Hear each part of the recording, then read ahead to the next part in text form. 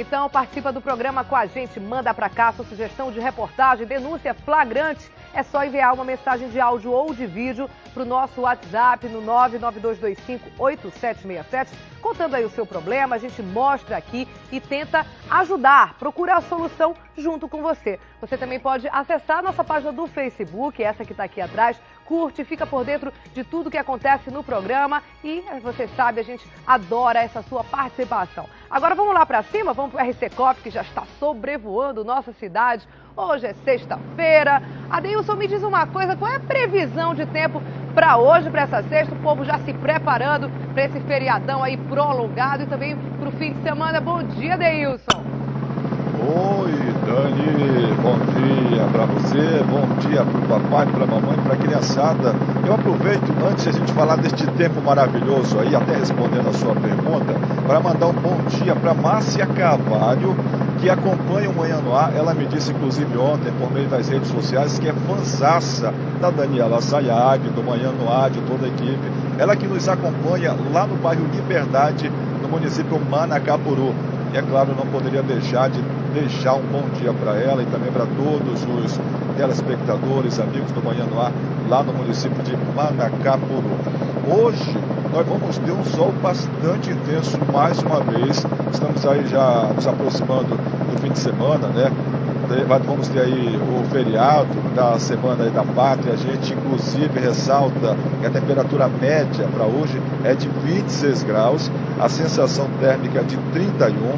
Possibilidade de chover 5 milímetros é de 25%. O pôr do sol está previsto para 18 horas e 1 minuto, ou seja, 5 milímetros apenas de chuva, e deve chover mais ou menos aí em pontos isolados da nossa cidade. O feriado vai ser de muito sol para todo mundo, sem dúvida nenhuma, Dani. Que bom, né, Adeilson? Porque é difícil aí a gente ter uma segundona dessa, já no finalzinho do ano, todo mundo meio cansado aí, segunda-feira, de emenda aí com o feriado, todo mundo aproveita para ir para balneários, né? Os rios já estão descendo, algumas praias também já estão de fora.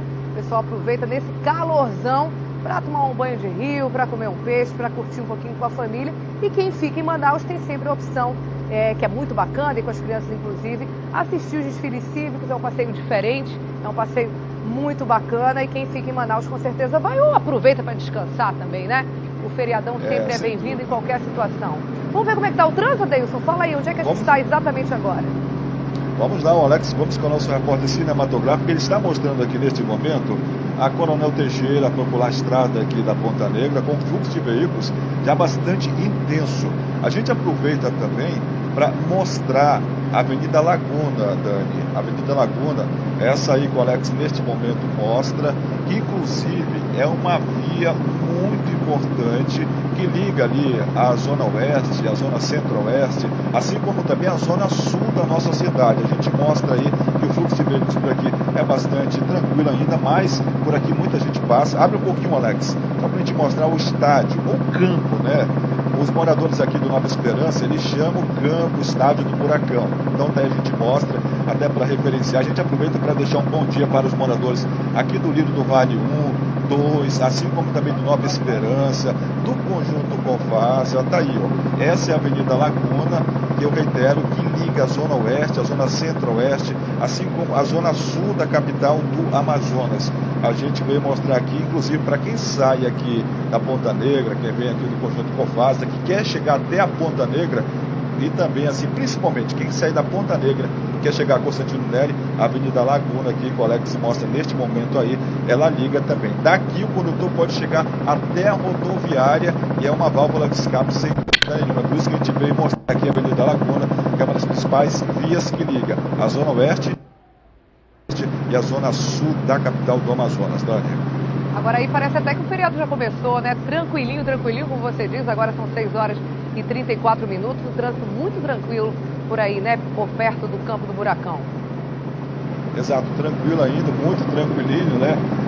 Por aqui o negócio fica bem complicado mesmo, no horário de pico, mas eu creio que realmente, como nós já estamos aí no feriadão, né, já chegou o feriado na verdade, então muita gente já deixou a capital do Amazonas ou vai deixar um pouquinho mais tarde, daqui a pouquinho. Por enquanto o movimento, como a gente mostra, é tranquilinho, mas daqui a pouco tenho quase que certeza que o negócio também vai voltar ao seu movimento de praxe, que é de número de veículos bastante intenso por aqui, mas realmente é uma válvula importante que liga mais uma vez a zona oeste, centro-oeste, assim como a zona sul da capital do Amazonas. Uma via muito importante que a gente veio mostrar na manhã desta sexta-feira, início de feriado. Daniel.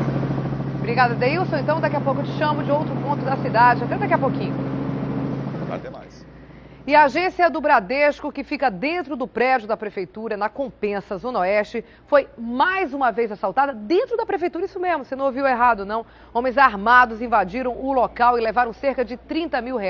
A repórter Samira Benoliel tem os detalhes pra gente. Segundo a Polícia Militar, 2 homens armados renderam inseguranças, funcionários e clientes por volta das 2 da tarde na agência bancária da Prefeitura, aqui na Compensa. Eles teriam chegado numa motocicleta. Os assaltantes levaram cerca de R$30 mil em dinheiro que estava em caixa e um carro oficial da Prefeitura, mas abandonaram o veículo no bairro Nova Esperança. Eles só não conseguiram arrombar o cofre porque a gerente da agência não tinha chave. A dupla está foragida. A Delegacia de Roubos e Furtos agora está investigando o caso, mas não vai poder contar muito aí com as imagens do circuito interno de segurança da Prefeitura para identificar os suspeitos, porque as câmeras estavam desligadas devido à reforma do prédio. Estamos solicitando filmagens externas à Prefeitura, tendo em vista que aqui não possui nenhuma filmagem que possa nos auxiliar na investigação e nem no banco nós temos nenhuma filmagem.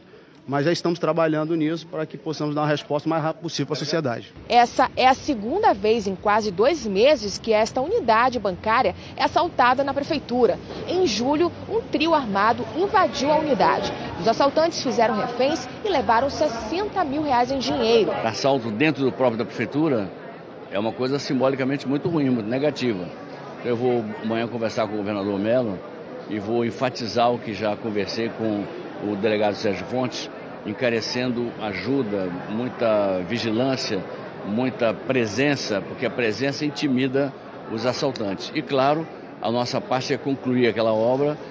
O simples fato de a gente concluir a obra já vai tornar a Prefeitura menos exposta, portanto mais inexpugnável. E foi a mesma desculpa, inclusive, da outra vez, né? O fato da Prefeitura estar em obras pode, de alguma maneira, ter facilitado o acesso dessas pessoas. O trânsito ali de pessoas, de trabalhadores, é muito grande. E esses bandidos provavelmente se passaram por uma dessas pessoas que estava na obra e acabaram assaltando. E o fato de não ter também as imagens da câmera de segurança, igualzinho da outra vez, acabam complicando essa investigação. Então, como o prefeito falou, a gente espera que acabe logo essa reforma, né? Entre outras vantagens, deixar o prédio da Prefeitura mais seguro. Vamos mudar agora de assunto. Você lembra do assalto do Amazônia Golf Resort há um mês, né?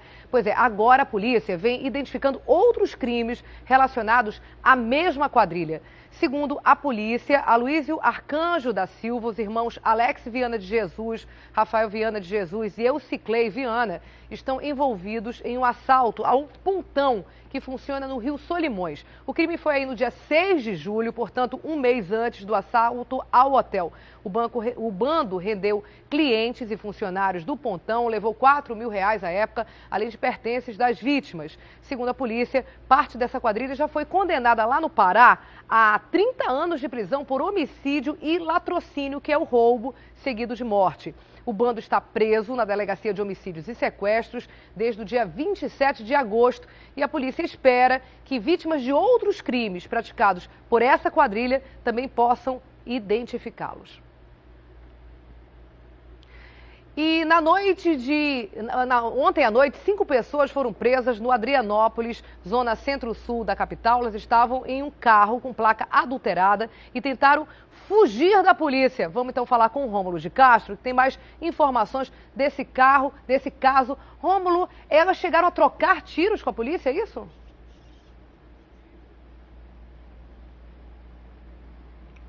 Bom dia, Dani. Muito bom dia para você acompanhando o Manhã no Ar. Obrigado mais uma vez pela sua audiência. Foi exatamente assim que aconteceu. Logo depois em que a polícia percebeu que a placa do veículo estava adulterada, começou uma perseguição policial e um dos bandidos ainda chegou a disparar contra a viatura dos policiais. Mas eles acabaram sendo rendidos, 5 foram presos e encaminhados à delegacia. Nós vamos acompanhar agora o depoimento de uma policial que acompanhou toda essa operação. Estava lá no momento em que houve essa troca de tiros entre bandidos e polícia.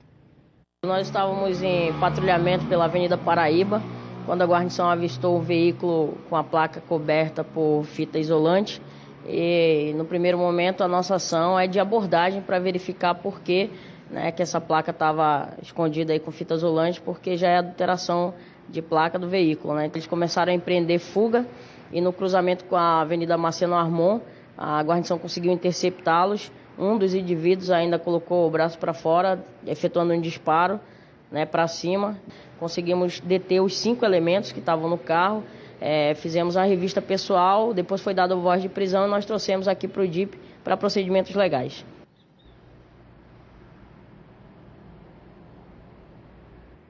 Fugiram, tentaram escapar da polícia, trocaram tiros, mas não teve jeito. Os 5 foram presos, foram para a delegacia e serão enquadrados, primeiro por tráfico de drogas, porque, segundo a polícia, eles estavam consumindo e também vendendo entorpecentes antes dessa ação. Segundo ainda a policial, que nós acompanhamos agora o depoimento aqui na sua TV, o que aconteceu foi que esses bandidos disseram que assim que terminassem de consumir o entorpecente, iriam assaltar provavelmente um posto de gasolina para comprar mais drogas. Por isso, eles adulteraram a placa e fugiram da polícia ao identificar as viaturas. Daniela. Que coisa, hein, Rômulo? Obrigada. Daqui a pouco a gente volta então com você com outras informações. Olha só, no início da noite de ontem foi de protesto no centro da cidade. Cerca de 200 moradores do Prosemin fecharam a Avenida Ramos Ferreira, uma das principais vias de acesso na área central da cidade, para reclamar das cobranças nas contas de água. Vamos ver como é que foi. O fogo no meio da rua Ramos Ferreira impediu a passagem de carros. O trânsito precisou ser desviado e controlado por agentes do Manaus-Trans. Com cartazes, os moradores reclamavam das altas taxas e do corte no fornecimento do serviço. Esta senhora recebeu uma conta de água de quase R$ 1.600. Aí eles ainda falam que a gente tem que pagar pelo que a gente gasta. Negativo, a gente não gasta tudo isso aqui não, ó. Eles dão um prazo de 1 semana pra gente resolver. Como é que a gente vai resolver isso aqui? Um salário mínimo que a gente ganha.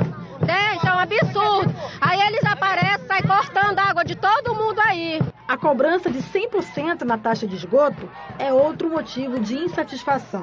A gente não tem condições de pagar o que eles querem. R$ 100 de taxa de esgoto, a nossa torneira fica preta. A taxa de esgoto está vindo mais cara do que o nosso consumo. Eu já fiz parcelamento, R$ 1.600, não tenho condição de pagar. Então, nós pedimos ajuda do governador, dos vereadores, de todos os prefeitos, que olhem para a gente aqui no Prosemin. Nós estamos precisando muito. Para resolver o problema, os moradores pedem que nessa área do Prosemin seja implantada a tarifa social. Porque a gente pagava taxas baixas e prometeram que teria uma tarifa social e até hoje essa tarifa social referente à água não temos. Então nós queremos isso, a redução totalmente desses valores e tirar a taxa de esgoto, que é 100% sobre o valor da água. Por volta de 7h30 da noite, o fogo foi controlado pelo Corpo de Bombeiros. A gente vai conversar agora com a repórter Larissa Santiago, que está ao vivo com um representante da Manaus Ambiental, que esclarece alguns questionamentos feitos aí na reportagem pelos moradores do Parque Residencial Manaus. Bom dia, Larissa. Bom dia, Daniela. Meu bom dia para você que acompanha a programação do Manhã no Ar. Essa manifestação, como a gente viu, aconteceu lá na Ramos Ferreira, logo ali próximo à Avenida Joaquim Nabuco. Mais ou menos 200 moradores participaram dessa forma de protesto. Queimaram pneus, móveis, lixo, madeira, fecharam a rua mesmo. E aqui ao meu lado eu tenho o Guido Fontegaland, ele que é diretor comercial da Manaus Ambiental. Diretor, por que preços tão abusivos? O que justifica isso? Bem, não são preços abusivos, são contas que remetem ao consumo. Fizemos todos os processos comerciais dentro da regularidade, dentro do processo normal, negociando com a clientela. Estamos abertos para qualquer outro tipo de propostas, né? Fizemos todos os passos, comunicação, demos os prazos de 30 dias, envolvemos nossas equipes para uma negociação, participamos a clientela, a forma de regularização, né? Estamos dispostos a regularizar qualquer situação de alto consumo, orientação, como a gente faz diariamente, né? Não estamos aqui para retirar qualquer cliente do nosso sistema de abastecimento, pelo contrário, nós queremos manter, achar a melhor solução. Estamos dispostos, como ontem nós provamos isso, à luz da fiscalização, procuramos, estamos abertos para qualquer negociação. Agora, o que a gente não pode permitir é um consumo desproporcional, né? Sem uma contrapartida de contribuição, como a maioria dos cidadãos fazem, o consumo racional, adequado, administrado, com a contrapartida das pagas, as taxas pagas, e estamos abertos para negociação. Agora, R$1.000 é um valor bem alto, né? Tem alguma coisa que justifique, de repente, um vazamento que a pessoa nem sabe? O que pode estar acontecendo? Claro, cada caso é um caso e deve ser analisado. Pode ser um vazamento não perceptível pelo cliente, pode ser um uso que não está administrado adequadamente. Então, estamos abertos para avaliar, como fazemos com todos os clientes. Quem quiser procurar a Manaus Ambiental, precisa fazer o quê ou vai até onde?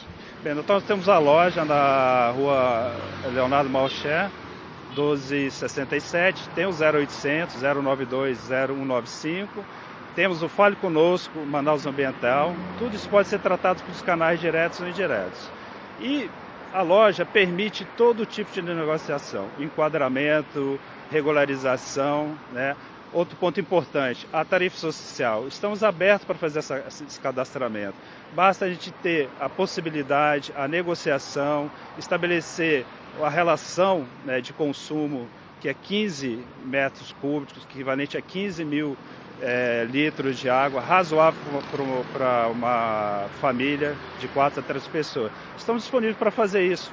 Basta a gente chegar num acordo de forma tranquila, razoável. Nossa equipe está disponível para fazer esse cadastramento e foi proposto isso ontem ao longo do dia e a todo momento. Diretor, última pergunta, a pessoa tem que pagar para poder reclamar? Claro que não, isso não existe em hipótese alguma. Nós estamos abertos, independente do pagamento, da situação, não existe isso. Isso está completamente incorreta, essa informação. Obrigada pelas informações, diretor. Então, quem se sentir prejudicado pode ligar só repetindo o número 0800 092 0195. Daniela.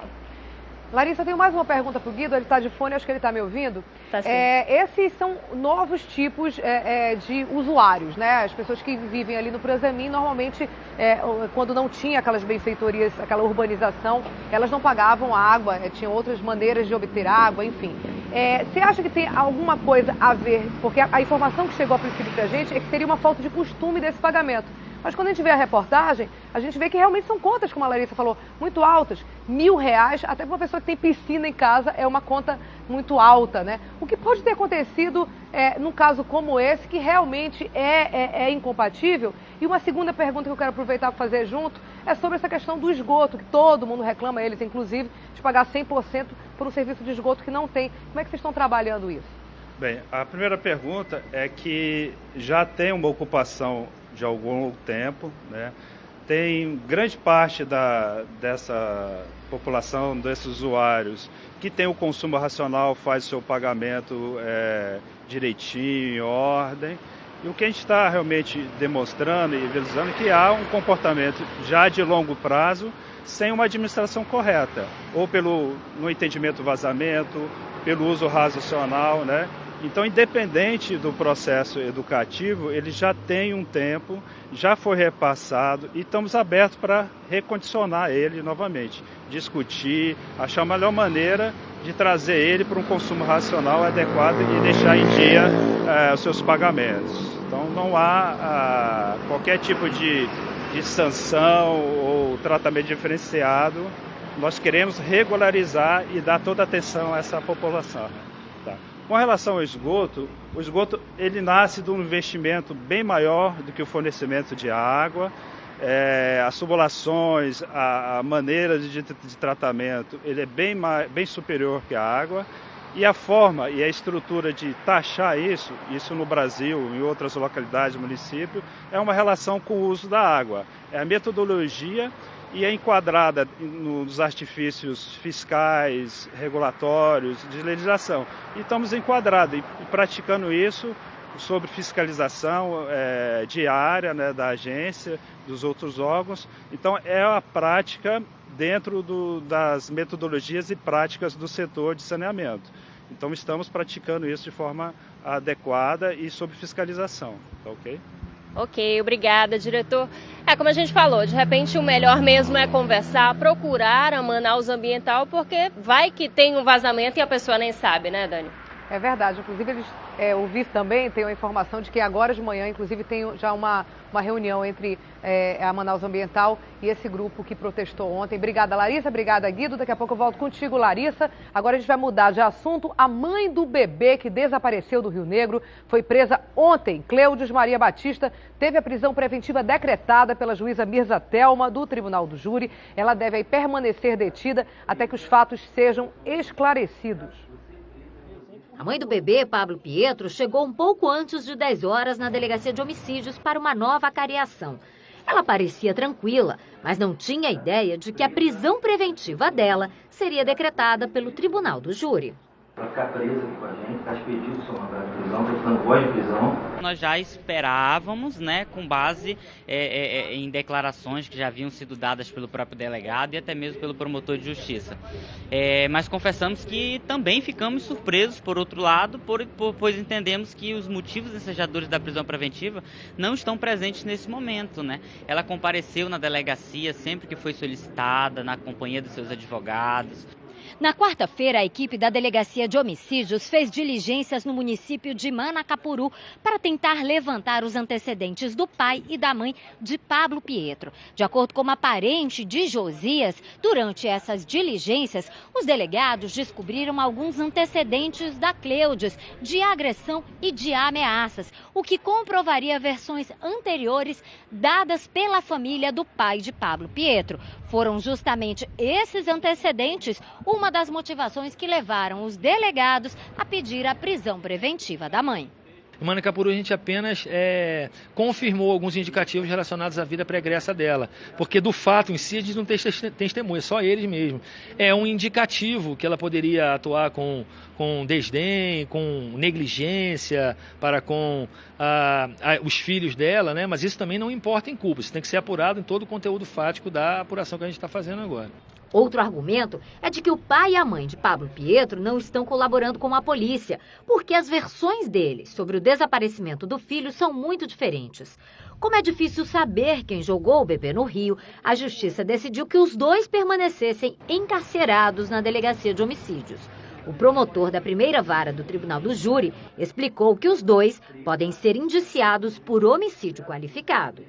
Considerando que o crime foi praticado com uma exacerbação de meios, considerando que foi jogada uma criança de 4 meses de idade no rio, que demonstra dessa forma uma personalidade dos agentes que descamba do normal e demonstra uma periculosidade para a prática de outros eventos criminosos e, portanto, para a garantia da ordem pública, na linha do entendimento dos que os tribunais vêm tendo, foi essa motivação.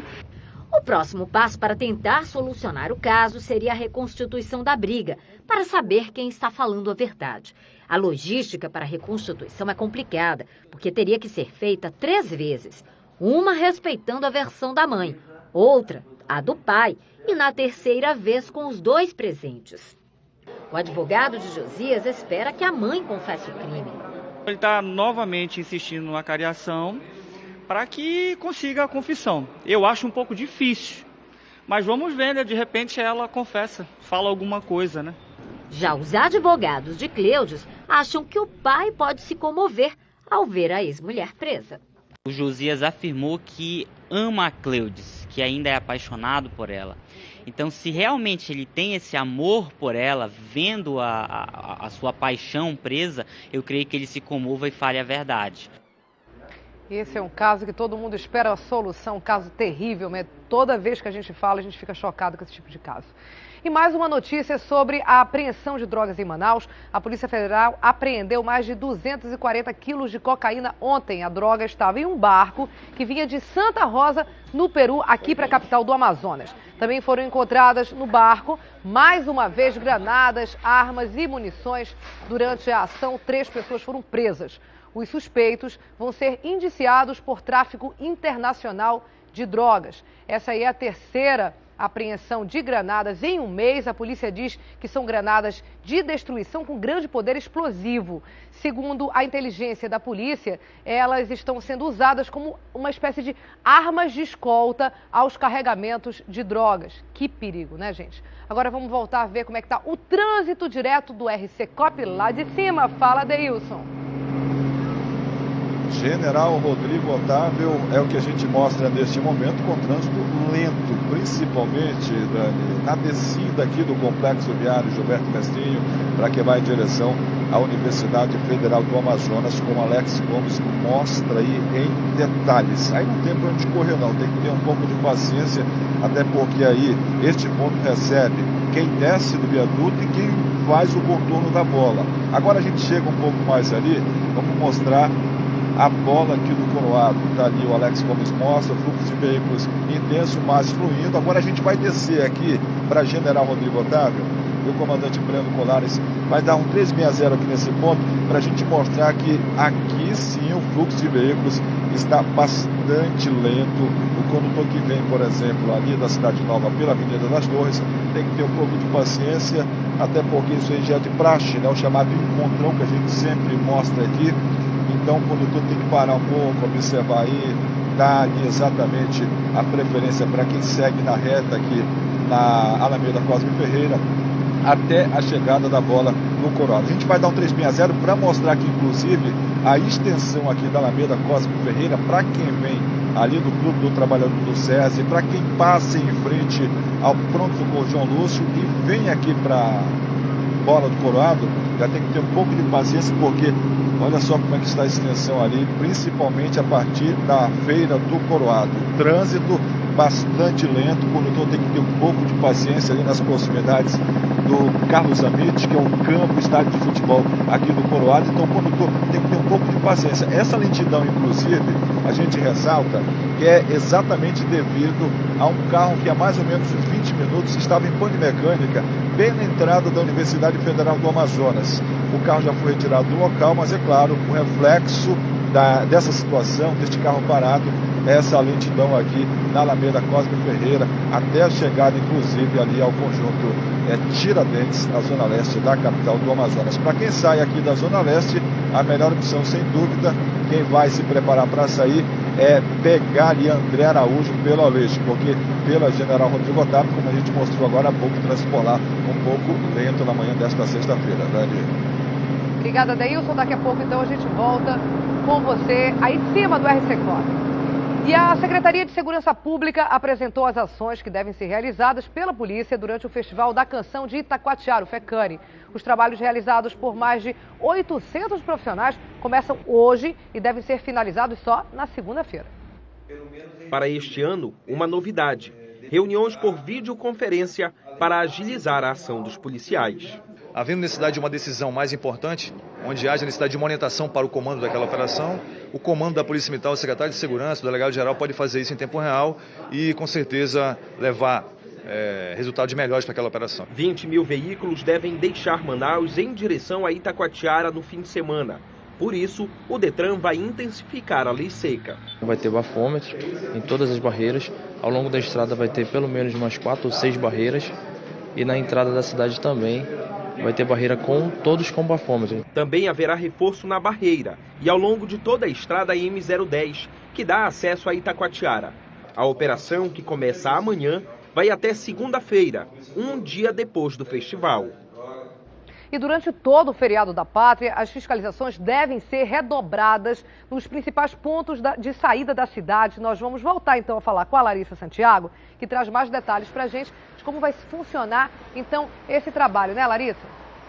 É isso mesmo, Daniela. É uma operação conjunta entre o Batalhão de Trânsito da Polícia Militar, Polícia Rodoviária Federal, Detran e Manaus-Trans. Está todo mundo pensando em feriado e mais de 40 mil carros devem deixar Manaus rumo aos municípios vizinhos. É a Operação Rodovida. Ao meu lado já está aqui o Major Carliomar, que é comandante do Batalhão de Trânsito. Como é que vai funcionar essa operação? Onde vocês vão estar posicionados? Nós vamos estar, bom dia, nós vamos estar posicionados em todas as saídas de Manaus e dando prioridade à M010 por conta do FECANI. Metade desses números de 40 mil carros, metade deve ir para o FECANI, né, pelo menos? O ano passado foi em torno de 25 mil carros para o FECANI. E agora, o que vocês vão vistoriar? Tem algum ponto específico? É só embriaguez ao volante ou documentação? Vão ter bafômetros? Como é que vai ser? Nós vamos ver o estado geral do carro, do condutor e dos documentos necessários. Quantos agentes devem estar trabalhando? Juntando todas as forças, em torno de 200 agentes de trânsito. E quanto aos radares, a gente sabe que os radares, os famosos corujinhas aqui da cidade, não estão funcionando, mas vão ter os radares móveis, né? Pelo menos 4. É o bastante para dar conta desses mais de 40 mil carros que devem deixar a cidade? A gente sabe que nas rodovias, elas têm os locais onde os condutores imprimem maior velocidade. E com isso, nós estamos posicionados esses radares nesses locais. E daí, como é que vocês vão atuar? Vão ter todos os pontos, vão ter pessoas do batalhão, do Detran, do Manaus-Trans? Como é que vai ser? Ou vão estar equipes separadas, ou vão ser equipes mistas? Ora, as equipes serão integradas, né? Todos nós estamos trabalhando juntos nessa operação. Manaus-Trans, Detran, Polícia Militar e Polícia Rodoviária Federal. Ok, obrigada pelas informações, comandante. Olha só, é uma tentativa de reduzir também a quantidade de acidentes. De janeiro a agosto deste ano, foram 153 acidentes com vítimas fatais. No mesmo período do ano passado, foram 164. Teve uma redução de menos de 7%. Apesar da redução, os números ainda preocupam, né, Dani? Não vale nada, não custa nada lembrar, aliás. Se for beber, não dirija, chame o amigo que não dirige, evite acidente nas estradas, que a gente espera que esses números não aumentem, Dani. Obrigada, Larissa. Daqui a pouquinho a gente volta com você. E olha só, a manchete do jornal A Crítica de hoje é: sem cortes, hospitais fecham, baseada numa declaração aí do governador José Mello. E quem fala pra gente mais detalhes sobre esse e outros destaques do jornal é a repórter Lorena Serrão.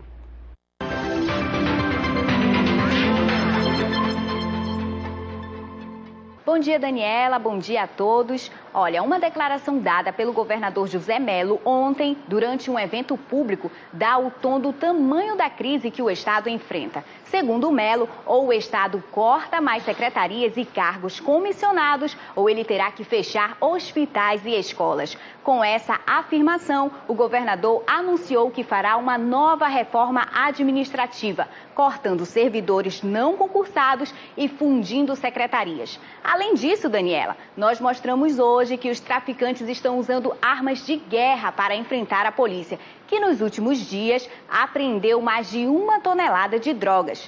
Também é destaque na edição desta sexta-feira o interesse do mercado chinês pela Zona Franca de Manaus e a instalação em um presídio da capital de uma linha de produção que vai usar a mão de obra de presidiários. Essas e outras notícias, claro, você encontra na edição de hoje do Jornal A Crítica, que já está nas bancas.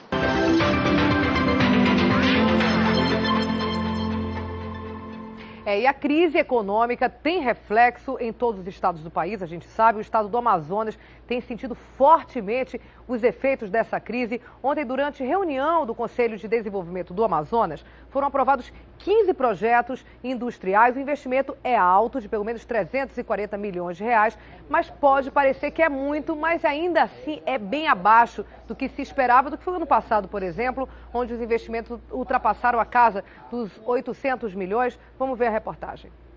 O encontro reuniu empresários, representantes da SUFRAMA e secretários de governo. Nos 15 projetos aprovados estão inclusos a fabricação de componentes de áudio e vídeo, bateria de celular e até estação para o tratamento de água. A previsão é que, ao longo de 2 anos, 450 vagas de trabalho sejam oferecidas no polo industrial. Na reunião realizada no mesmo período de 2014, o volume de investimentos foi de 883 milhões de reais, bem acima dos 340 milhões de reais deste ano. São indicadores todos negativos e também com reflexos para a economia do estado do Amazonas, que temos aí, sobretudo na arrecadação tributária, uma retração na nossa arrecadação.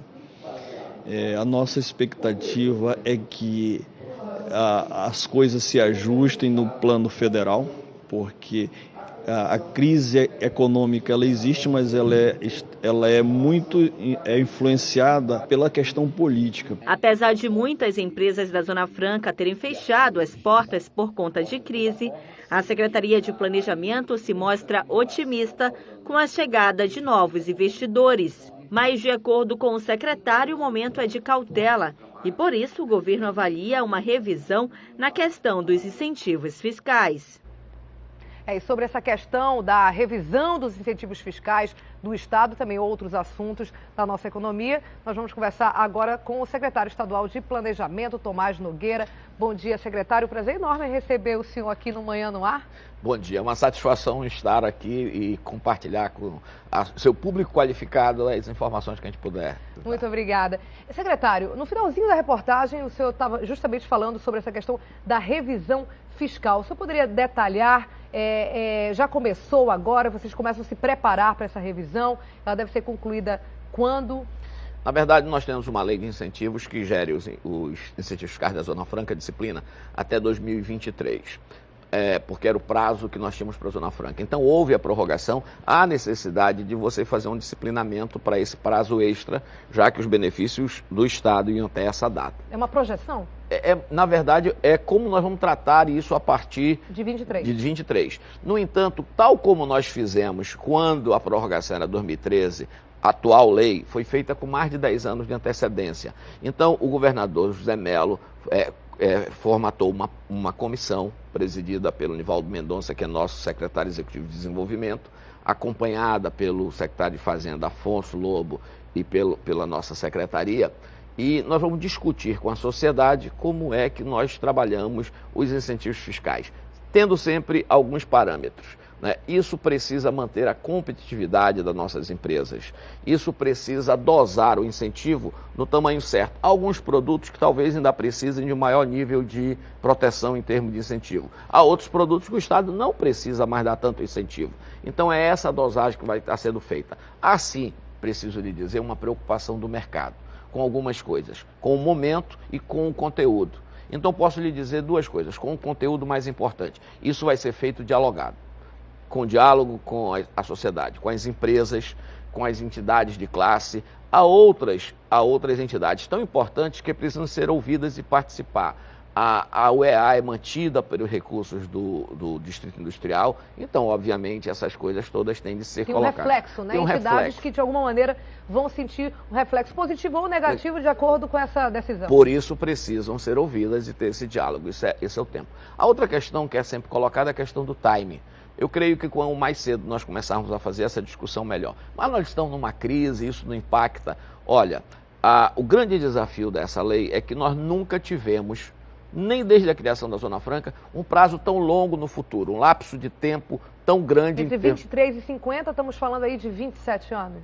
Em 23, não, nós vamos até 73. Até 73? Até mais os 50 anos. Mas esse estudo vai até por 50 anos. Por 50 anos. Certo. O nosso grande desafio é esse, como é que a gente desenha hoje algo que vai se prolongar no futuro que nós não sabemos. E outra coisa, secretário, não só na parte econômica, mas também de tecnologias, né? A gente sabe que, por exemplo, toda essa questão, há alguns tempo discutido atrás, e que continua mesmo da lei da informática, quem podia, na década de 60 e 70, prever que as televisões passariam a ser computadores e que ia ter o celular. Quer dizer, você fazer uma projeção para 50 anos na frente, até 2073, esse é um desafio, né? Por conta de todos esses aspectos, né? Como é que nós vamos desenhar hoje o tratamento tributário em 30, 35, 40, aqui anos a essa frente. Né? Então nós estamos pensando numa regra onde ela seja adequada a conceitos, ao conceito de competitividade, ao conceito de adensamento, inserção tecnológica. Mas isso nós estamos na marca zero para iniciar essa discussão com a sociedade. Essa é a razão, acho muito importante que nós comecemos a fazer esse trabalho.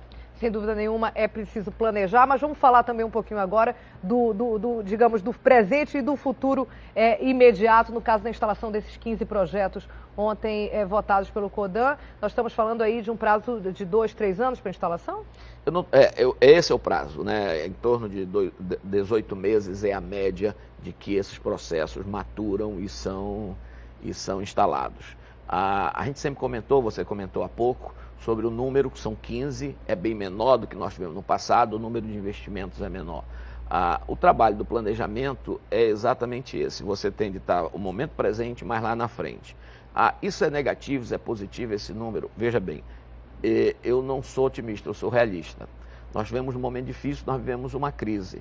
O que eu digo é que ela não pode ser paralisante. Nós estamos num momento, mas nós temos de começar a plantar o futuro.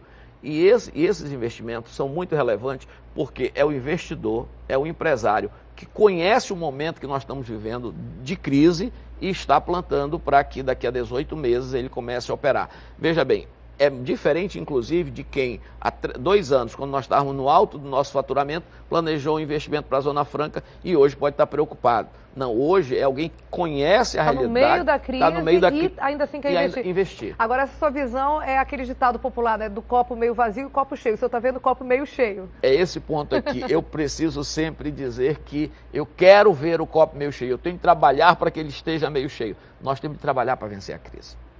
Agora, então o senhor diz o seguinte, que essas pessoas que, mesmo diante desse cenário, ainda assim colocam seus projetos para avaliação, estão apostando, é porque efetivamente vão ter interesse de instalar? O senhor confia nisso, que eles vão ser instalados? Esse é o ponto. Esse é o ponto que você matou. Ou seja, quem fez isso no momento da crise, submeteu, é porque tem a firme decisão de o fazê-lo. Entendeu? Porque sabe desse quadro. E isso mostra uma coisa importante. Todas as crises já têm esse padrão. Quem investe na crise, quem trabalha para superar, é quem melhor chega lá quando ela efetivamente se conclui. Crises são, assim, cíclicas numa economia de mercado. Há 200 mil teorias sobre isso, cauda longa, curta, mas o capitalismo tem as suas crises cíclicas. Nós estamos vivendo uma. Obviamente que isto é agravado pela situação política e institucional do país. Mas não é só aqui também, não vamos ser claros, tá certo? Então nós temos que trabalhar para superar esse momento. Por falar em crise e por falar em trabalhar nesse momento, o governo fez um reajuste aí de secretarias de contas em março, né? E agora, até está na manchete hoje do Jornal Crítica, ontem o governador José Mello falou que vocês já estão trabalhando fortemente numa readequação. Ele teria dado o prazo para a equipe até 20 de setembro, que é um prazo curtíssimo, estamos falando de 2 semanas para frente. Como é que andam esses trabalhos, secretário? Eu não sabia nem que o governador tinha falado externamente do prazo. Falou, e foi, né? Inclusive, está na manchete, está na matéria do Jornal A Crítica. Bem, mas esse é o prazo, é o desafio. O governador José Mello, ele tem um acompanhamento muito constante do quadro e da situação. Veja que o Amazonas fez um dos ajustes mais duros no início do ano, certo? Mas a situação ainda não mostrou um sinal daquela retomada do fôlego necessário. Pelo contrário, ainda traz muita preocupação. Tivemos ainda na arrecadação um recuo no mês de agosto, tá certo? Nós temos algumas expectativas positivas, mas elas precisam ser tratadas com realismo. Então, o senhor está vendo a nível nacional e em alguns outros estados situações muito mais difíceis. O que o governador faz é preparar o Estado para o momento que nós estamos vivendo. E principalmente enxugando aquilo que pode ter eficácia. Alguns momentos, quando você está, digamos, num momento de abundância, você pode escolher caminhos mais confortáveis para a prestação de serviço público. Nesse momento de crise, o que nós temos que fazer é consolidar essas ações. Isto é que está sendo feito e esse é o trabalho. Um outro trabalho na área da receita e da despesa, o que pode ser feito? Dia 20 realmente é o nosso deadline entregue pelo governador. Eu vou querer estender um pouco mais essa pergunta, mas agora vou fazer uma pequena interrupção, porque lá em cima o Adeilson identificou um acidente que acabou de acontecer na Torquato Tapajós. Eu queria chamá-lo rapidamente. Fala, Adeilson, o que está acontecendo aí? Vítima lesionada, como a gente mostra neste momento, nas imagens exclusivas do repórter cinematográfico Alex Gomes. Inclusive o SAMU já está por ali. Neste momento, os médicos e paramédicos já desceram ali a maca para atender um motociclista. Inclusive, a gente sempre ressalta, quando tem uma colisão envolvendo motociclista e carro de passeio, sempre o motociclista leva a pior. Inclusive, ele continua jogado ali do lado direito. A gente reitera que os médicos e paramédicos do SAMU já chegaram, os anjos do asfalto. Mas o Manaus Trans, mais uma vez, chegaram de forma rápida aqui para tentar minimizar, já que aqui na Torquato Tapajós são 4 faixas, Dani, e a colisão envolvendo um motociclista e um carro de passeio aconteceu bem na faixa central, como o Alex mostra neste momento. Então o trânsito, abre um pouquinho, Alex, um pouco lento, ou melhor, muito lento o trânsito aqui na Torquato Tapajós. A gente vai mostrar ali o elevado que liga a saída da Max Teixeira até a Torquato Tapajós. Olha só como é que está, completamente parado o trânsito para quem vem do Novo Israel, do Santa Etelvina, para quem vem dos núcleos que formam também a Cidade Nova, na Zona Norte, já apresenta-se um trânsito muito lento para todos os condutores que vêm ali da BR-174, da M010. Para quem está neste momento na Cidade Nova, está pensando em pegar este trecho, evite este trecho porque o trânsito está completamente parado. A gente está com uma opção para o condutor que está na Cidade Nova e ali por dentro do Parque das Laranjeiras para tentar acessar a Tancredo Neves lá pelo Parque do Mindu. Por lá, o fluxo de veículos é bem melhor que a gente comparar com essa situação aqui, até porque continua o atendimento ao motociclista que acabou levando a pior na colisão com o carro de passeio. O SAMU está no local, assim como também os agentes do Manaus Trans aqui na Torquato Tapajós. Obrigado por enquanto, Adeilson. Então daqui a pouco a gente volta com você desse ou de outro ponto da cidade. Vamos ver se a situação se resolve em alguns minutos. Até já. Então, eu vou continuar a entrevista com o secretário de Planejamento do Estado, Tomás Nogueira. Quando a gente interrompeu aí para a entrada do helicóptero, a gente estava falando justamente dessa reforma anunciada ontem pelo governador. Ele falou, inclusive, em cortes de secretarias. Lógico que eu não vou pedir para o senhor adiantar, porque está em estudo e mesmo provavelmente é um anúncio que o próprio governador vai ter que fazer, eu entendo isso. Agora, algumas secretarias causaram surpresa, né, no último corte de março, como a de Ciência e Tecnologia, causou toda aquela polêmica, muita gente protestando, e justamente ela passou a fazer parte da secretaria que o senhor responde, que tem um nome grande. Olha, eu vou ler, porque é um nome muito grande mesmo. Ó. Secretaria de Estado de Planejamento, Desenvolvimento Econômico, Ciência, Tecnologia e Inovação. Ufa, secretária, é muita coisa, não é não? Veja bem, principalmente a primeira, ela teve 2 escopos. Não apenas o enxugamento do custo da máquina, mas também da eficácia da ação. E é o desafio que permanece. Como é que você faz essas fusões mantendo a eficácia da ação do Estado? Tá certo?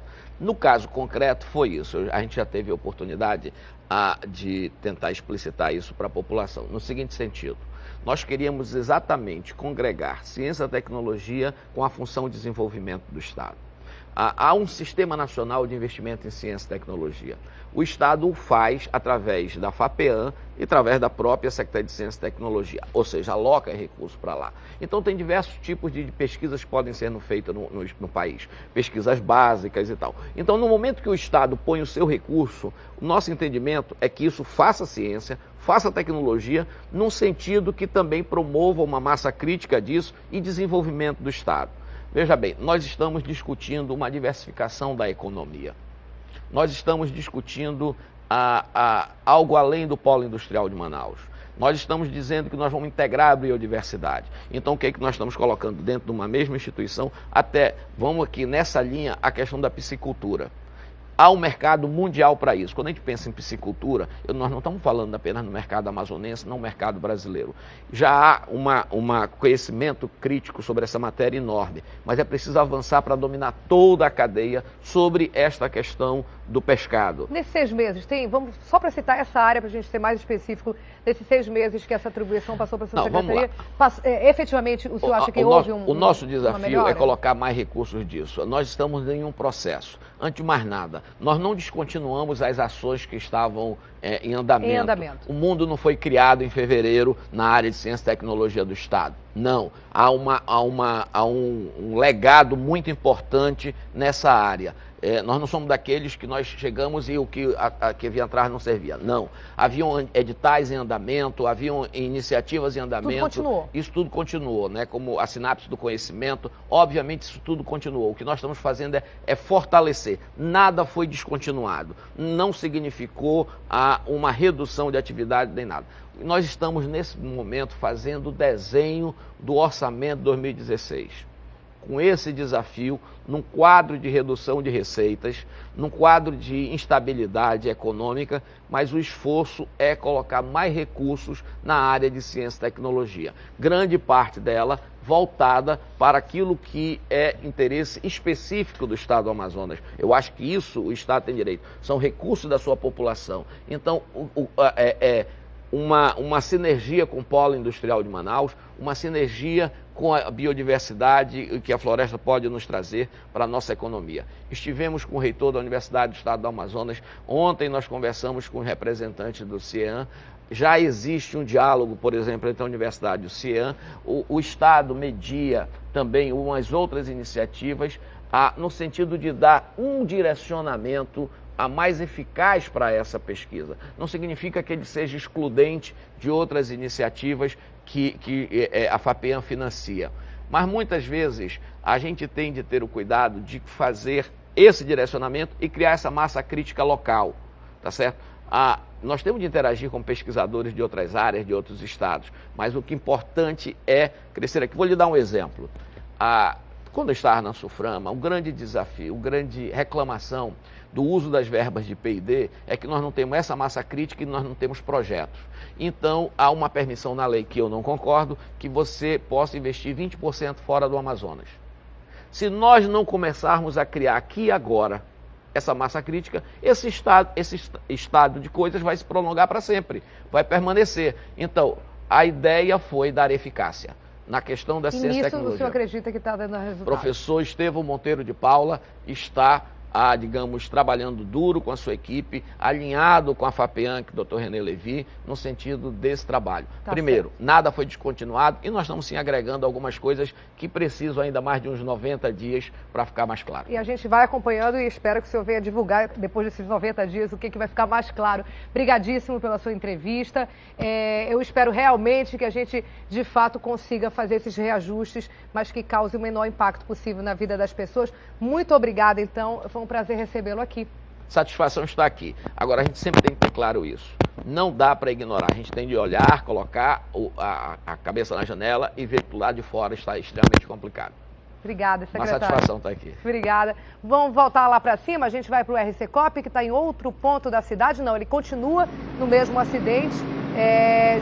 Adeilson, fala para a gente agora como é que está essa questão do socorro dessa vítima, desse motoqueiro. Qual é que está a situação agora nesse momento?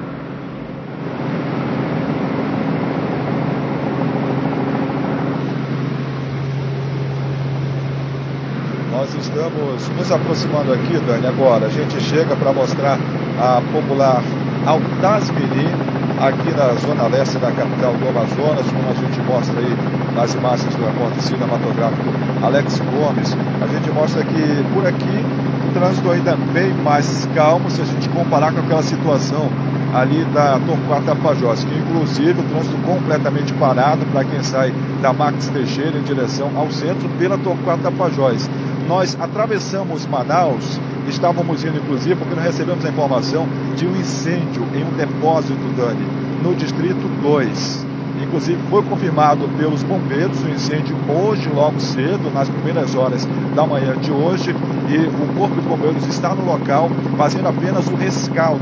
Este incêndio acometeu uma empresa, principalmente um depósito de uma empresa de material reciclável aqui no Distrito 2. A gente recebeu essa informação e realmente aconteceu. Os profissionais do Corpo de Bombeiros que estão no local averiguando essa situação, já fazendo um rescaldo dessa situação de incêndio que aconteceu pela manhã. O trânsito a gente mostra mais uma vez que aqui na Bola do São José é tranquilinho, se a gente comparar com a situação, mais uma vez, da Torquato Tapajós, na zona norte de Manaus. Dani. Obrigada, Deilson. A gente deseja para você e para todo mundo aí da equipe do RC Cop um bom fim de semana. Então, feriadão prolongado para a gente não serve, porque segunda-feira a gente está nesse mesmo bate-horário, nesse mesmo bate-lugar. Eu te espero na segunda-feira, hein, Adeilson? Beleza, pode contar. Sempre é uma honra, sem dúvida nenhuma, colaborar com o dia a dia, com o ir e vir da população. Eu, o comandante Breno Colares, o Alex Gomes e a equipe exatamente aqui do RC Cop. É sempre um prazer. Valeu, Dani, bom fim de semana e até segunda-feira neste mesmo bate-horário, mesmo bate-canal. Valeu, Dani. Tchau, tchau, Adeilson. Até segunda. E os moradores do bairro Educandos vão receber hoje uma ação educativa sobre o uso do hidroclorito de sódio, utilizado aí para purificar a água caseira. A ação vai ser realizada pela Secretaria Municipal de Saúde para tentar reduzir o número de doenças causadas no período da vazante. A Larissa Santiago tem os detalhes para a gente. Como é que vai ser essa ação, Larissa? Bom dia, Daniela. Então, como você falou, são doenças típicas dessa época da vazante, por isso a preocupação aumenta e vai ter mais uma vez essa distribuição de hipoclorito. É a terceira vez só no Educandos. Para falar mais sobre isso, já está aqui a Cleise Santana, ela que é diretora de uma das unidades básicas de saúde lá do Educandos. Como é que vai ser feita essa distribuição? Cleise, bom dia. Bom dia. Então, Larissa, como eu estava te falando, essa é a terceira ação, né? E a preocupação com as doenças continua, né? Então, as duas primeiras nós fizemos na época da enchente, agora nós estamos indo na época da vazante. É uma ação da UBS Megumucado, da Secretaria Municipal de Saúde, com a participação de servidores e dos acadêmicos da Faculdade ES Mater Dei com a professora Anne Galvão. Nós vamos levar kits de hipoclorito e soro de reidratação oral e vamos levar algumas informações, algum panfleto, né? É uma ação educativa de promoção à saúde que a gente vai passar nas principais ruas que foram atingidas, os becos que foram atingidos, levando essas informações para eles. Agora, Cleise, como é que faz para usar, deixa eu pegar aqui para mostrar para o pessoal de casa, como é que faz para usar o hipoclorito de sódio? Pois é, o hipoclorito de sódio ele serve para a purificação da água que vai ser consumida. Dependendo da caixa da água, do recipiente, nós vamos ter a diluição diferente. Porque para cada litro a gente usa 2 gotas, né?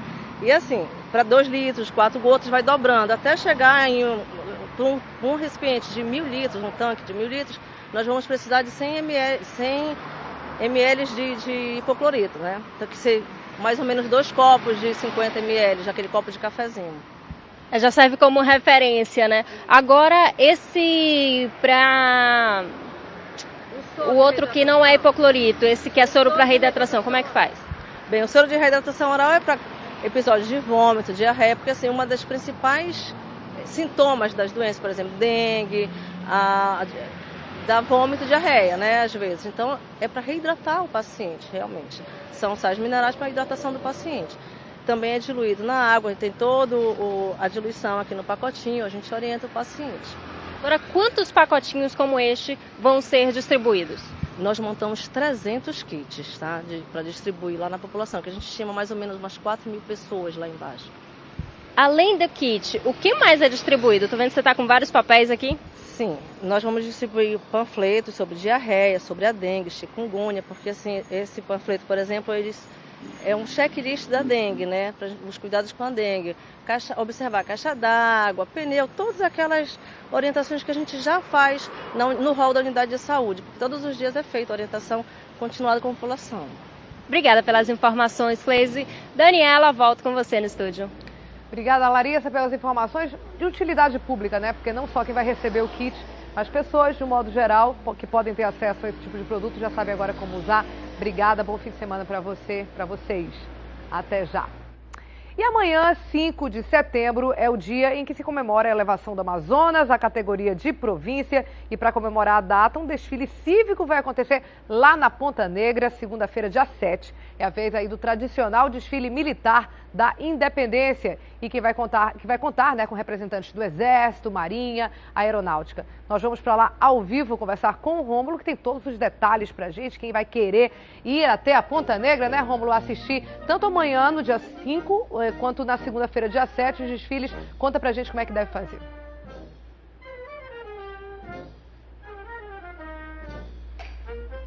Ó, Daniela, você é de casa, tá ouvindo? Tô ouvindo. Daqui a pouco eu mostro pra você.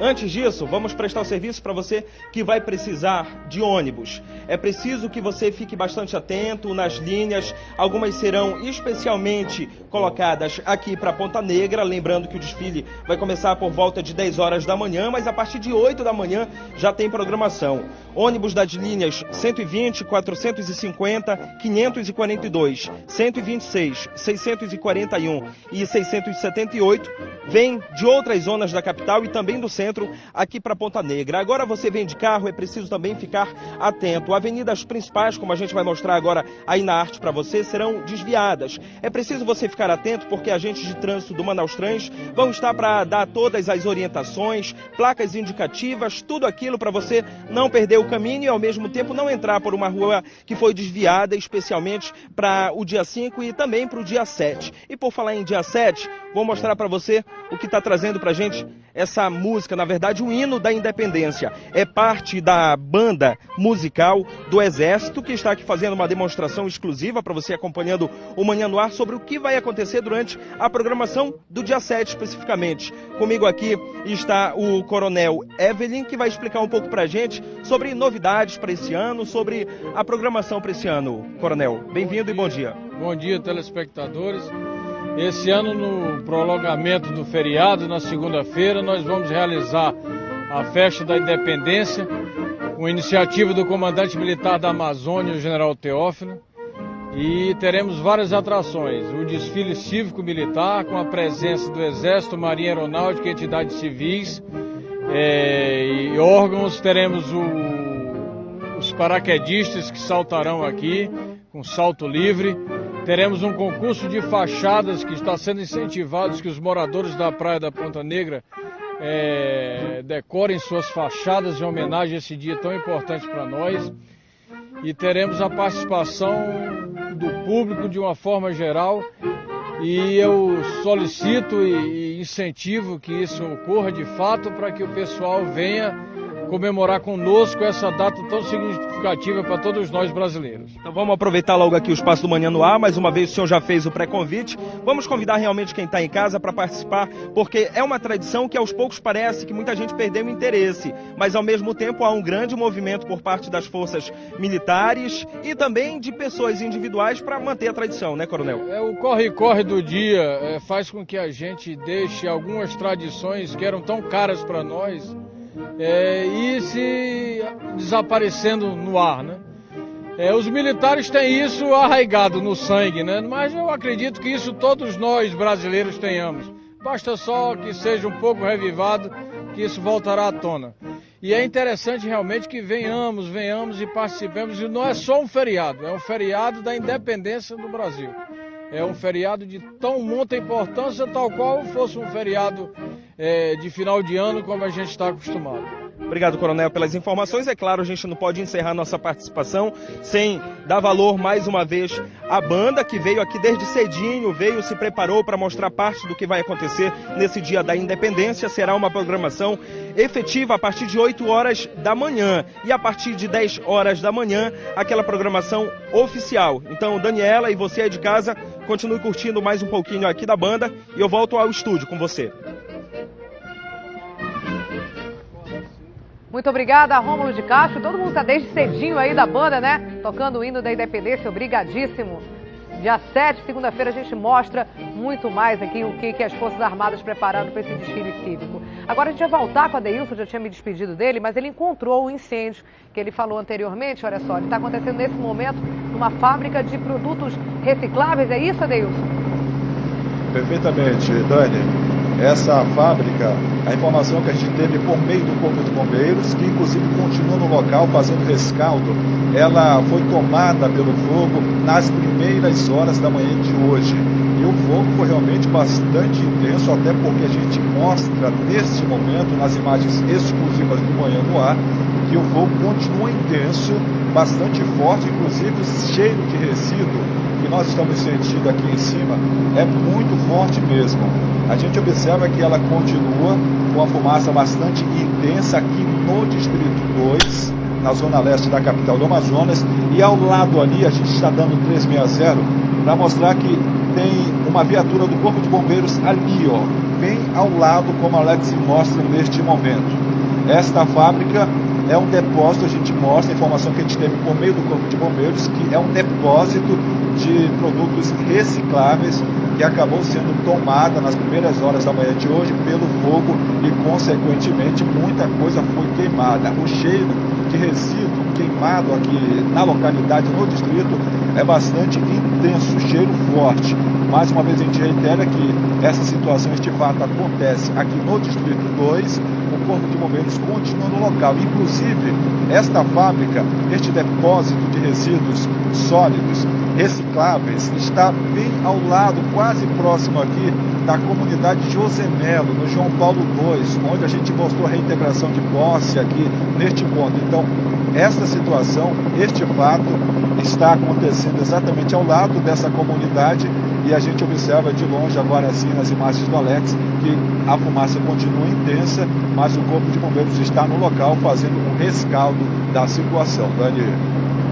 Muito obrigada, Deilson. E lógico, a gente tem mais detalhes dessa situação logo mais de meio-dia no Alô Amazonas. Obrigada, Deilson.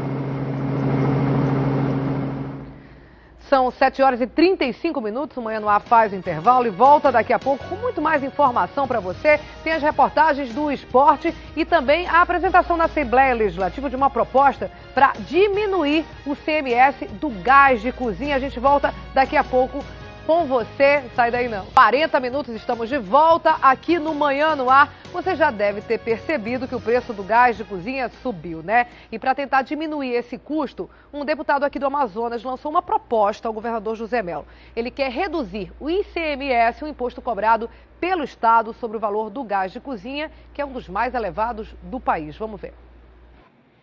Quem almoça em restaurantes todos os dias já percebeu. Tá saindo mais caro almoçar fora de casa? Tá. Assim a gente percebe, a gente nota que as contas estão ficando mais caras. O aumento no valor das refeições é por causa do reajuste do preço do gás. O empresário gasta mais para cozinhar e quem paga por isso é o consumidor. E os bares e restaurantes estão pagando mais caro pelo gás desde dezembro. Mas só agora, o aumento de 15% repassado pelo governo federal chegou para a dona de casa. Associados menores, né, que tem trabalho com gás assim, mas já estão começando a repassar os custos agora já para início de setembro também. Hoje, o amazonense gasta em média R$ 50 com uma botija de 13 quilos de gás. Mas esse valor poderia ser menor se o ICMS do estado do Amazonas não fosse tão caro. 17%. É o único do país que cobra 17% de ICMS sobre o gás de cozinha, sobre a cesta básica. É um momento do governador mostrar o seu gesto de solidariedade com o povo. Basta enviar para esta casa um projeto de lei, reduzir a alíquota, torná-la a alíquota que a maior parte dos estados brasileiros pratica, que é de 7% sobre o preço do gás. Mas enquanto o preço não diminui, a dona Elizabeth, coordenadora social da Associação das Donas de Casa, dá umas dicas para economizar. Vai fazer um alimento, se é um alimento, digamos um feijão, ela vai ter que cozinhar para a semana toda e dividir e congelar. O forno ela já não vai poder usar com tanta frequência como ela usava, né? Vai usar menos. E a ideia é fazer a alimentação apenas uma vez ao dia e já deixar pronto para que à noite, se tem o hábito de jantar, aproveitar. Adotar algumas dessas medidas não vai ser nada fácil, mas em tempos de crise, o esforço pode valer a pena. São pequenas mudanças de hábito que podem fazer toda a diferença. Agora a gente vai lá para o estúdio do Crack na TV, falar com a Carol Queiroz, que já está ali prontinha também no estúdio do Crack, para falar com a gente agora no Manhã no Ar. Olá, Carol, bom dia. Bom dia, Dani, tudo bem? Tranquilo. Dani, vamos começar falando do esporte que eu adoro, viu? Manaus é sede da Taça Amazônica de Handball Feminino. Times da região norte disputam o título na Vila Olímpica, viu? A estreia da competição foi com vitória amazonense, coisa boa. Começou a 13ª edição da Taça Amazônica de Handebol Feminino, competição mais tradicional do norte do país na modalidade. 8 times de estados diferentes participam do campeonato. O vencedor vai disputar a Copa do Brasil em 2016. É uma competição disputadíssima, temos 8 equipes aqui, ávidas pelo título, né? Tentando conquistar esse título para conseguir a vaga na Copa do Brasil. O jogo que abriu a taça foi entre o anfitrião Adalberto Vale e o Objetivo de Roraima.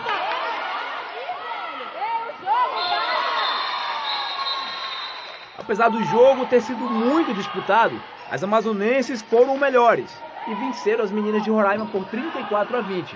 Uma das artilheiras do time na partida com 10 gols, Elinandra, comentou a vitória. Muito feliz, não tanto fazer os 10 gols, mas com o time que sai com a vitória é sempre bom. Ainda é muito cedo para falar de título, mas começar com vitória dá uma motivação a mais. A competição a nível nacional é sempre o objetivo, a gente sempre quer isso, né? E vamos ver se no decorrer da competição a gente consegue alcançar um resultado positivo. As roraimenses saíram de quadra reclamando da arbitragem. Tem coisas que a gente marca lá e eles não marcam aqui. Murro no estômago é para ser marcado e não marcam. Então fica meio complicado, né? Se a gente dá um tranco nelas, é falta bola delas e isso não acontece com a gente. Então eu acho que existe um certo bloqueio em relação ao handebol de Roraima com o handebol do Amazonas. Então tá. A competição vai até a próxima segunda-feira, dia 7, quando vai ser disputada, então, a final. Vamos ficar na torcida, né? Bom, eu tenho certeza que a maioria de vocês aí já ouviu falar de automodelismo. Você conhece, Dani? Você gosta desse esporte? Gosto, acho muito bacana. Acho que eu não sei praticar, né? Mas eu gosto de assistir, acho muito legal. Então, é um esporte que mexe também com carrinhos, né? Aquelas miniaturas dirigidos e tal por controle remoto. E tem também o aeromodelismo, que eu adoro, acho lindo, acho incrível, né? Eles montam aquelas miniaturas também do avião. São perfeitos, né? E a pessoa tem que ter prática ali, porque senão pode provocar um acidente. Nossa, tem que ter muita habilidade, viu? Verdade. Mas esse esporte que a gente vai mostrar agora, Dani, é novidade. É o náutico modelismo, é isso mesmo. Tem uma turma fera nesse assunto aqui no Amazonas. Nossos caminhos tão diferentes e tão lindos. O principal meio de transporte no Amazonas não poderia ser outro: nossos barcos. Uns maiores, outros menores, que levam tantas pessoas a tantos lugares. E por incrível que pareça, uma faculdade para formar engenheiros navais só existe há 3 anos em Manaus. E essa turma é tão apaixonada pelo que faz que resolveu trabalhar e se divertir, tudo junto.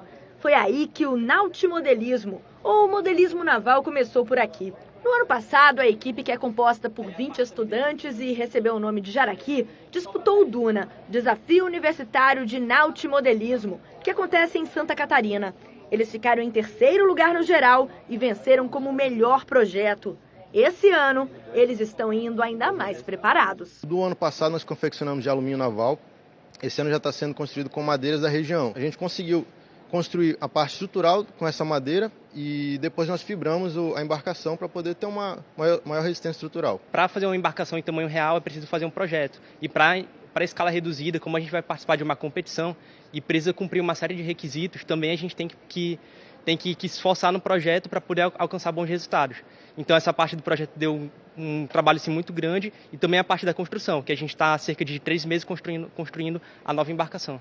E olha, não tem só homem não. A mulherada está forte no projeto, que esse ano vai levar 2 barcos para Joinville. A gente às vezes pede mais apoio porque é difícil, mas a gente dá tudo de si para o projeto dar certo, para a gente representar bem aqui o estado na competição e ver os 2 barcos funcionarem. São várias competições que vão acontecer entre os dias 24 e 26 de setembro.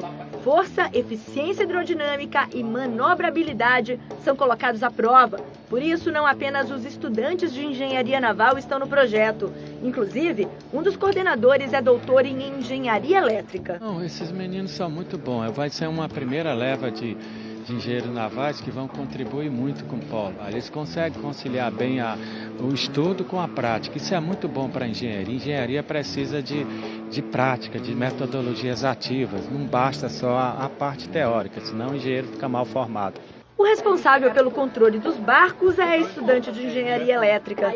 No ano passado, foi ele que surpreendeu a todos lá fora, fazendo o próprio controle remoto da equipe. E esse ano, vem mais inovações. Nós verificamos que o nosso material que a gente utilizava esquentava muito por causa da alta corrente.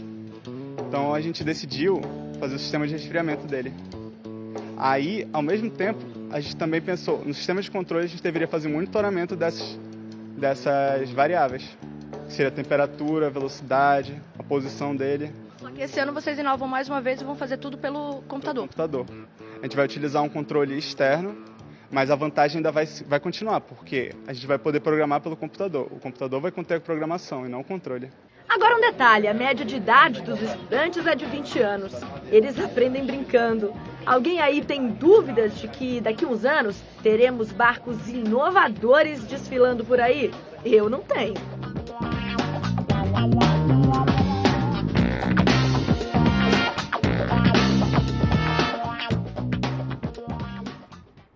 Que ideia legal, né? Os caras são gênios mesmo. Boa sorte para eles lá em Joinville.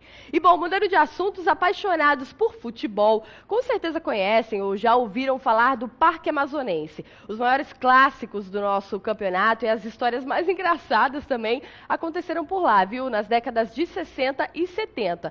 O local hoje está abandonado, mas um filme ajuda a manter viva a memória do palco que recebeu muitos craques do nosso futebol. Olha só.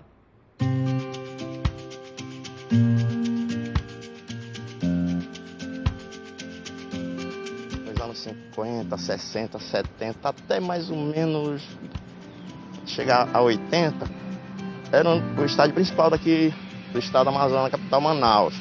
Então, dia de domingo, era casa cheia. Aqui, nessa parte aqui, né, as árvores, o estádio ficava tão lotado que ficava pessoas, tinha arquibancada construída de madeira na própria árvore. Como é que o senhor se sente entrando aqui? Uma tristeza muito grande. É, seu Walter, ponta de lança do América. Muitas histórias, engraçadas inclusive, aconteceram por aqui. Algumas nem entraram no documentário Parque Amazonense, um conto do futebol clássico, como a história da manga, por exemplo. Antes dos jogos, alguns jogadores tinham mania de chupar a manga, né? Antes da concentração, ia lá, chupava a manga e entrava no jogo super energizado. Jurando que era por causa da manga. Pois é. Hoje a gente chega e poucas coisas lembram dessa época. A entrada principal ainda está por aqui pelo bairro Nossa Senhora das Graças, mais conhecido como Beco do Macedo. Mas muitos passam e nem olham. Outro pedacinho que sobrou é lembrado no filme. Aqui nós estamos com uma peça que foi tirada da arquibancada do estádio, que hoje o povo, que morador aqui do Beco do Macedo, preserva o local. E para nós que moramos, nascemos e criamos aqui no Beco do Macedo, é motivo de orgulho. Nessa época, as categorias de base faziam as preliminares dos jogos profissionais. Casa cheia. Nós, amazonenses, tínhamos ídolos, que também eram amazonenses. Eu me espelhava o quê? No Zezé, que jogava Nacional. Me lembro do Nacional, time que tinha... Era Romulo Dermilson, Zezé, Rangel, Peitinho e Pepita. Entendeu? Pô, quero ser o Zezé. O documentário deu bastante trabalho, principalmente para reunir os craques da época. Os caras hoje estão já com uma idade bem avançada e já tem essa questão da tecnologia. Muitos não utilizam nem o celular direito, né? Tinha que procurar casa para ir lá marcar. E outra questão assim que a gente achou também interessante, a questão da pesquisa, né? Tinha alguns clubes que não são os que a gente conhece hoje, né? Tinha o Santos, tinha o Independência, Guanabara, Educandos e a gente não conhecia, né? Ainda tem quem brigue pelo espaço. A Miquita é uma dessas pessoas. Moradora do bairro desde que nasceu há 44 anos, se apaixonou pelo futebol vendo o pai fazer grandes jogos aqui. No espaço já construíram uma delegacia e querem fazer mais. Se eu fechar isso aqui um dia, como estão pretendendo diz que colocar prédio aqui dentro, né? Isso para mim seria acabar com a minha vida, assim, porque se eu tiver dinheiro eu compraria isso para a comunidade. O Parque Amazonense já teve seus momentos de glória. Agora resta a saudade de um tempo bom, do futebol forte, dos torcedores prestigiando as equipes e um filme que tenta mostrar em 4 minutos a importância desse lugar.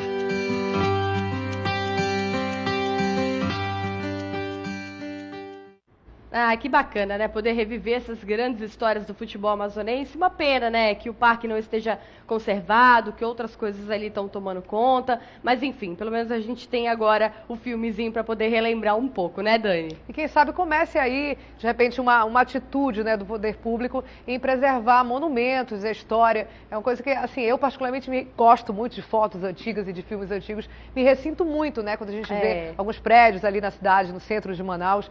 É o estádio faz parte da nossa história. A gente às vezes passa ali pela frente, não tem ideia, ver aquele terreno baldio. E aí, como você falou, o filme ajuda um pouquinho, mas que seja também um incentivo para que mais possa ser feito para esse resgate, né, Carol? É verdade, Dani. Bom, por hoje é só, vou ficando por aqui, mas eu quero te lembrar que amanhã tem craque na TV, às 11 da manhã, craque especial, 1 hora de esporte pra você, ó, cheio de coisa legal. Amanhã tem uma entrevista que eu fiz muito bacana com um craque do vôlei nacional. Não vou falar quem é, tá? Amanhã você vai ver. Diz, Carol. Não pode? Surpresa? Não, surpresa, hein? É um craque do vôlei. Amanhã, 11 horas, você vai ver quem é. Obrigada, vou estar ligadinha às 11 da manhã. Beijo, Carol. Bom fim de semana pra você. Tchau, tchau. Olha, são 7 horas e 54 minutos, o Manhã no Ar termina agora, a gente se despede. Lembrando que na Ponta Negra, amanhã, 5 de setembro, 8 da manhã, tem desfile.